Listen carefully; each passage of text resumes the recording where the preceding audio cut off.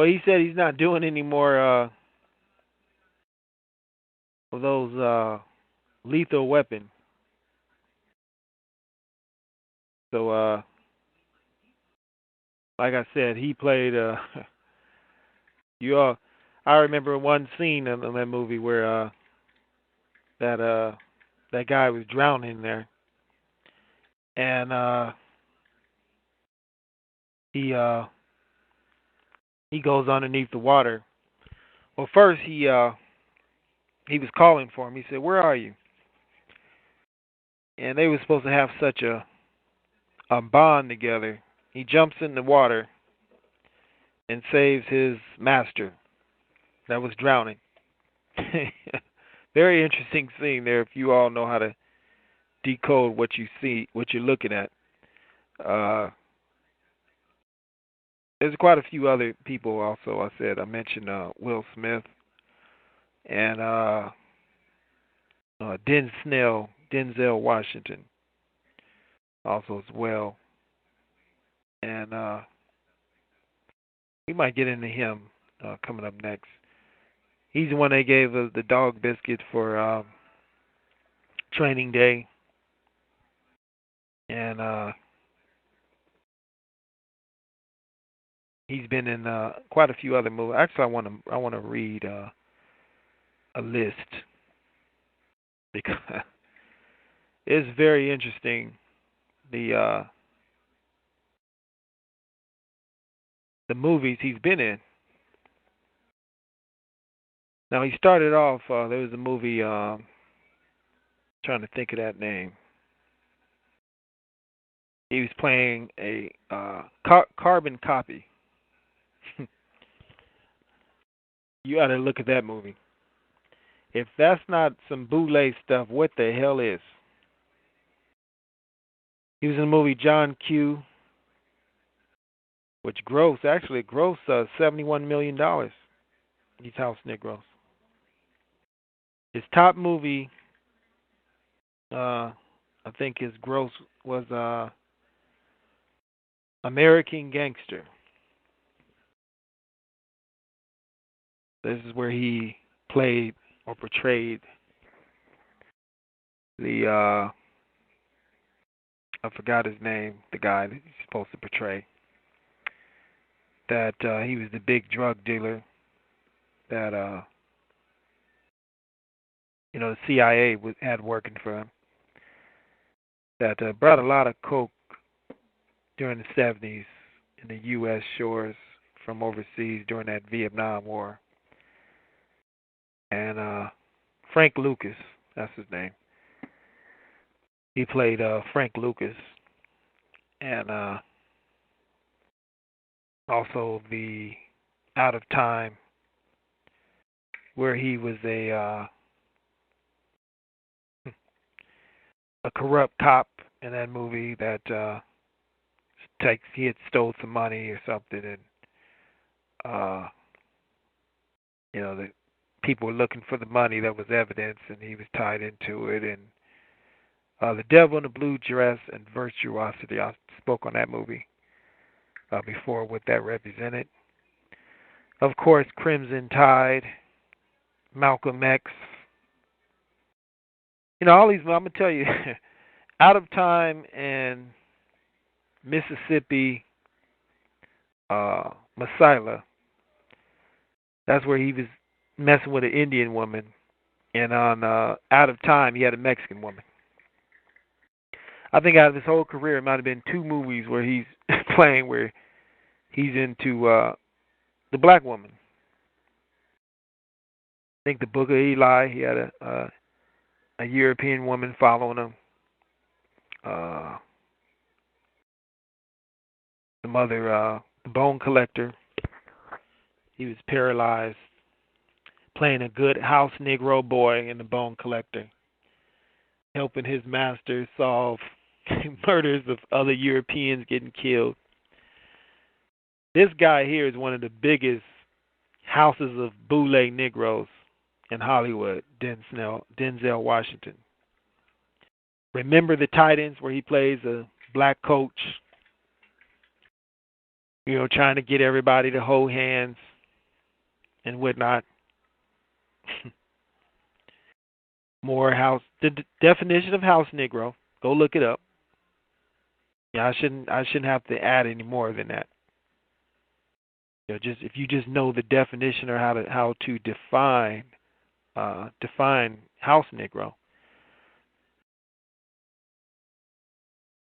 Yeah, the Book of Eli was okay. It had some information in it. Now some of these guys just until recently, and Morgan Freeman's another person. He's been in movies where he played God and whatnot. Symbolically, he played the.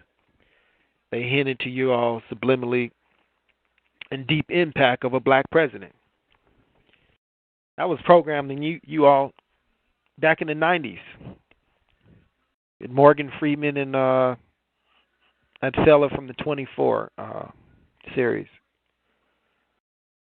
They know what they do when they do little stuff like that. Just see how you all would react. And then when the real thing comes, they'll see you all flocking to what's been already implanted in you. Just like I mentioned before about True Lies and other so-called anti-terrorist movies that were pretty much prepping people back in the 90s.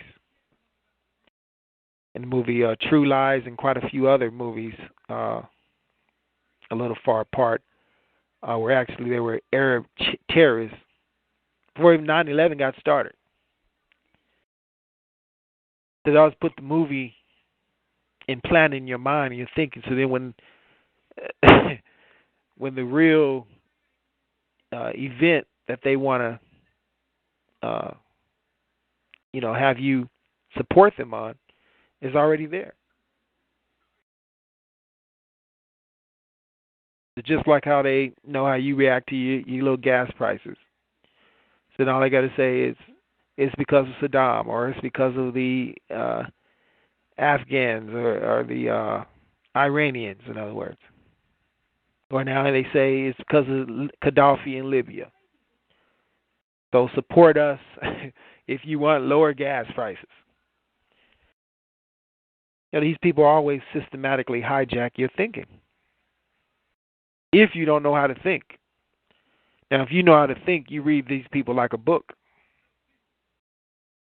If you don't know how to think, then they think for you. That's not what's taking place. That's what's been taking place for quite a long time now. Somebody said Chris Rock had a movie where he played the first black president. It was a silly movie, though. However, it's symbolic or it's subliminal. That's the fact of the matter.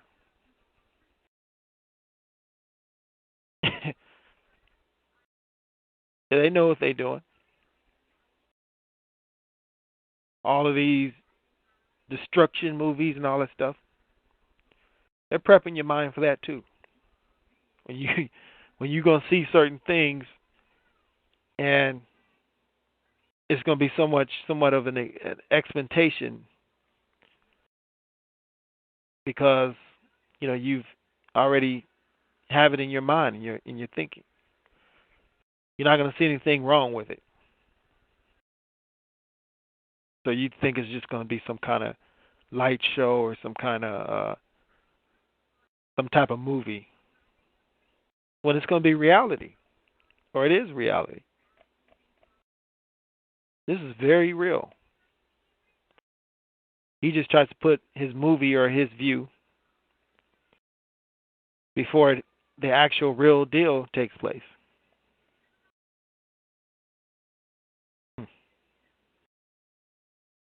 Martin Lawrence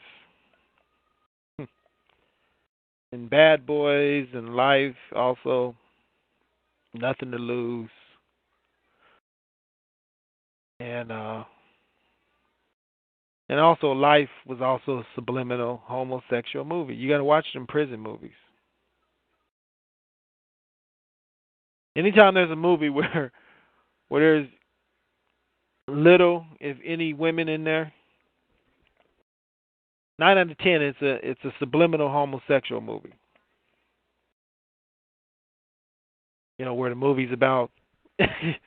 Yeah, whenever the two guys end up spending, it's about two guys, him and Eddie Murphy, that spent years and years in prison together, and they get out as old men and live happily ever after. That two men and a baby type of mentality. No women nowhere. Talking about Jada Pinkett Smith.